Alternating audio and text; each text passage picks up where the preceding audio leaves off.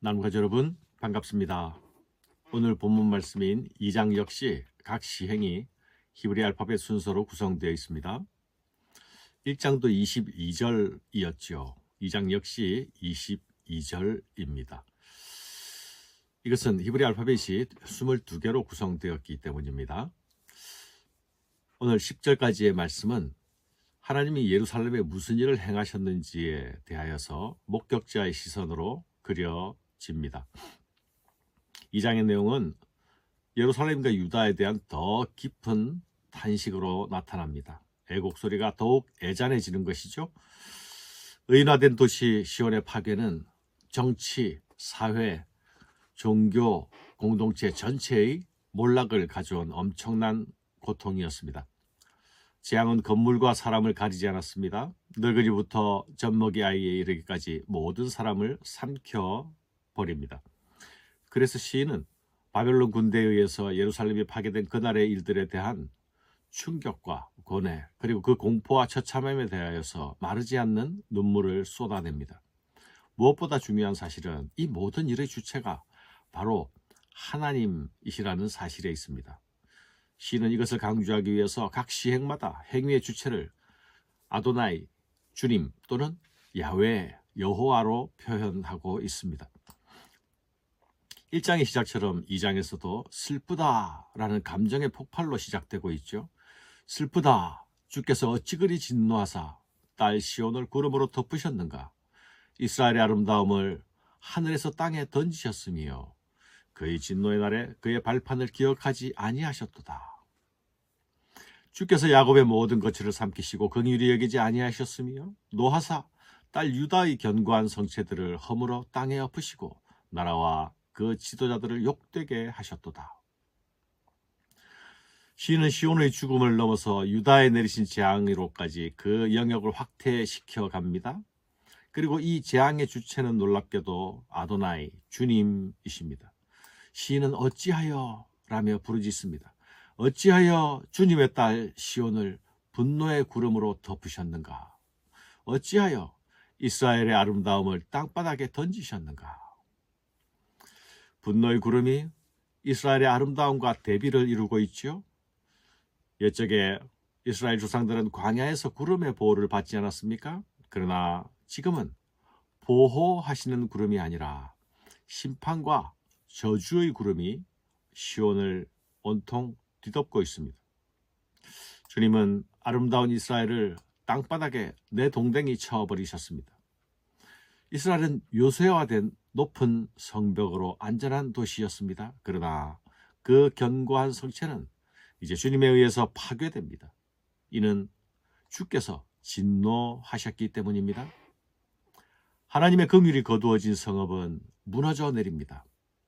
아무리 견고한 성읍이라도 여호와께서 지키지 아니하시면 파수꾼의 수고가 헛된 법입니다. 하나님이 진노하시자 하나님의 발등상이라 자부하던 성읍들이 땅에 내동댕이 쳐집니다. 드디어 하나님께서 경고하신 대로 이루어지는 것입니다. 지금껏 그들이 잘해서 보존되어 왔던 것이 아니라 하나님의 긍휼로 유지되어 왔습니다. 그들이 하나님을 내팽개쳐버리자 하나님도 드디어 그들을 내팽개치십니다. 원수같이 그의 활을 당기시고 대적처럼 그의 오른손을 들고 서서 눈에 드는 아름다운 모든 사람을 죽이셨으며 딸 시온의 장막에 그의 노를 불처럼 쏟으셨도다. 주께서 원수같이 되어 이스라엘을 삼키셨으며 이 모든 궁궐들을 삼키셨고 견고한 성들을 무너뜨리사 딸 유다의 근심과 애통을 더하셨도다. 원수같이라는 말이 반복적으로 나타나고 있죠. 주께서 원수같이 되셨다 말하고 있습니다. 이제 하나님께서 마치 이스라엘의 대적이 되신 것입니다. 그들은 성전 불패 신화를 외쳤죠. 하나님의 백성은 망할 수 없다 주장했습니다. 그러나 주의 불같은 진노가 쏟아지자 이제 주께서 원수같이 되셨다고 울부짖습니다. 사랑하는 여러분, 잘못된 신화를 붙들고 그것을 신앙이라 착각해서는 안 됩니다. 성전 불패 신화는 멋있어 보이지 않습니까? 믿음도 있어 보입니다. 그러나 삶이 괴리되어 있을 때에 그것은 그냥 헛된 구호에 불과한 것입니다. 한 번 하나님의 백성은 영원한 하나님의 백성입니까? 하나님과 사랑의 관계 안에 있을 때만 이야기입니다. 삶이 구호를 따라올 때에 할 수 있는 이야기입니다. 사랑은 인격적인 관계이지 기계적 관계가 아니지 않습니까? 그 사랑을 외면한 것은 이스라엘이지 하나님이 아니지 않습니까? 관계를 깨뜨린 자가 막상 깨어진 고통 속으로 떨어지자 하나님이 원수가 되었다고 말합니다. 그러나 실상은 자신들이 원수의 자리로 옮겨간 것입니다. 사랑하는 여러분, 하나님을 사랑하는 한 나를 넘볼 수 있는 어떤 세력도 없습니다. 하나님이 그 사랑하시는 자를 안전하게 지키시기 때문이죠. 그러나 하나님의 사랑을 떠나서 안전한 자리는 그 어디에도 없습니다. 하나님을 사랑하지 않는 자가 이길 수 있는 원수도 없습니다. 그는 이미 원수의 밥이 되었고 또한 하나님이 원수가 되시기 때문입니다. 혹시 나는 하나님이 나의 원수가 되신 것이 아닌가 여길 때는 없었습니까? 그때는 하나님이 아니라 내가 원수의 자리에 있지 않은지 돌아보아야 합니다. 주께서 그의 초막을 동산처럼 헐어버리시며 그의 절기를 폐하셨도다.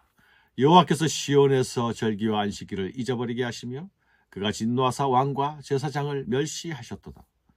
여호와께서 또 자기 제단을 버리시며 자기 성소를 미워하시며 궁전의 성벽들을 원수의 손에 넘기셨음에 그들이 여호와의 전에서 떠들기를 절기의 날과 같이 하였도다.